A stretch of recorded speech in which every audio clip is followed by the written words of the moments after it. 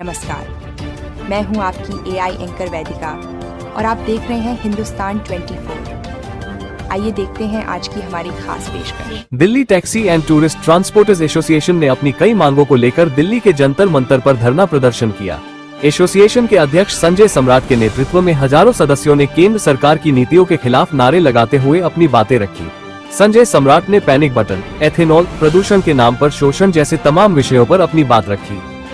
ये गरीब मार टैक्सी वालों पे, बस वालों पे हर साल ये पॉल्यूशन के नाम पे होती है। हमने ये लिखा है, अगर आप इसको देखें, ये है कि हमने ये मांग करी है पर्यावरण मंत्री से और सीईओ के उनके चेयरमैन से भी कि जहाजों का पॉल्यूशन आज तक आपने चेक नहीं करा। वो रात के अंधेरे में आते हैं, सवेरे धुआं करके चले जाते हैं। उनकी आज तक उम्र चेक नहीं करी। 25-25, 33 साल पुराने जहाज चल रहे, आप उनको नहीं रोकते। लेकिन जो हमारी जो गाड़ियां हैं, जो अभी 10 साल हमारा वैलिड टाइम है, आप उस पर भी हमारी गाड़ियों को रोक देते हैं पॉल्यूशन के नाम पे। आप आज तक डस्ट को कंट्रोल नहीं कर पाए, जो पूरी दिल्ली में कंस्ट्रक्शन की धूल उड़ती है। आप आज तक फैक्ट्रियों के धुएं के नहीं रोक पाए। आप पराली पे भी कंट्रोल नहीं कर पाए, वो कितना धुआं देती है, आप उन पे तो कभी कंट्रोल नहीं कर पाए। लेकिन जब भी आपका होता है, आपने दिवाली पे पटाखे जला दिए, आपने अपने वोटर को खुश कर दिया, हमने उसको भी आगाह करा था। लेकिन आपने क्या करा कि जब AQI बढ़ा और वो भी मैनिपुलेटेड किया गया और बढ़ा के आपने टैक्सी वालों को रोक दिया। एक तरीके से हमारी रोजी रोटी का सर नुकसान हो रहा है बहुत ज्यादा।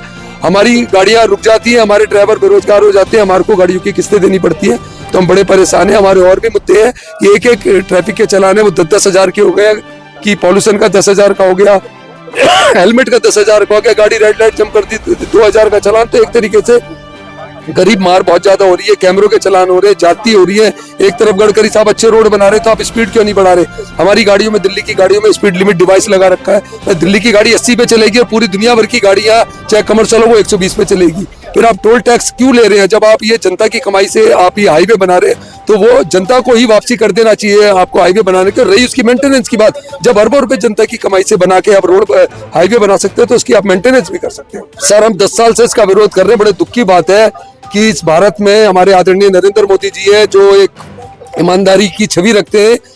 हमने प्रधानमंत्री जी को भी दिया। आज तक 10 साल से पैनिक बटन घोटाला पे भी चल रहा है। 5 रुपए के पैनिक बटन के 10 से 15 हजार रुपए आज भी लिए जा रहे हैं, जबकि 1 साल से बीजेपी की सरकार दिल्ली में आ गई है। पहले ये आरोप लगाते थे कि केजरीवाल सरकार भ्रष्टाचार कर रही थी, लेकिन अब मैं आपके चैनल के माध्यम से पूछना चाहता हूँ कि अब ये 1 साल से हो रहा है, तो ये भ्रष्टाचार कौन कर रहा है, ये पैसा कहाँ जा रहा है? क्योंकि इससे पहले तो बीजेपी ने आरोप लगाए और मैंने खुद उनके साथ प्रेस कॉन्फ्रेंस करी है, रामवीर बिधूड़ी जी के साथ और वीरेंद्र सचदेवा जी के साथ, कि ये अरबों रुपए का घोटाला है। तो अभी अरबों रुपए का घोटाला किसकी जेब में जा रहा है, कौन कर रहा है, ये भी बड़ी सोचने वाली बात है। बिल्कुल जी, उसका पॉल्यूशन देखो। आप एक चीज है, आप शेर को अगर घास खिलाओगे तो घास तो बेचारा मजबूरी में खा लेगा। तो ऐसे हम लोग भी घास खा रहे हैं, गन्ने का जूस हमें मिला के दिया जा रहा है। और इससे बड़ी सरकारी लूट पूरे संसार में नहीं होगी कि सरकार ने इतनी बड़ी लूट नहीं करी जो आज हो रही है।